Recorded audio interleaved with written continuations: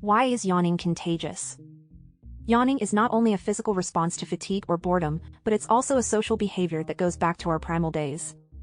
Imagine being in a cave with your tribe, and one of your tribe members starts to yawn. It could be a sign that they're tired, stressed, or about to fall asleep. And if the whole tribe falls asleep at the same time, the group would be vulnerable to predators. So, to ensure the safety of the group, our brains have developed a mechanism that makes yawning contagious. When we see someone yawn, our brains trigger a similar response, as if we were yawning ourselves. This is done through the mirror neuron system, a network of neurons that are activated when we observe others and when we perform actions ourselves. This system is thought to be involved in empathy and social bonding, and the contagiousness of yawning is a reflection of that.